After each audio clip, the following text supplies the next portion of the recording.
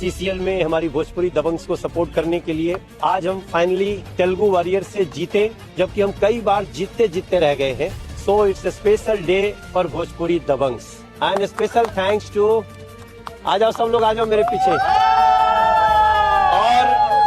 हमारा vice captain हमारा Nirahua. Hello दोस्तों, तो अभी आप लोग ये वीडियो देख रहे हैं, जो कि मुझे बहुत शर्म आ रहा है ये वीडियो देखकर।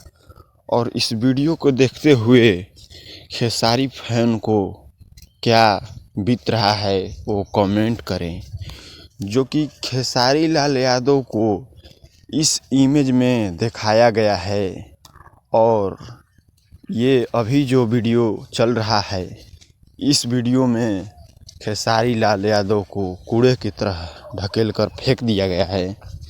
और खेसारी लाल यादव को सारे भोजपुरी इंडस्ट्री के जितने भी एक्ट्रेस हैं, वो खेसारी लाल यादव को इस इंडस्ट्री से फेंकना चाहते हैं।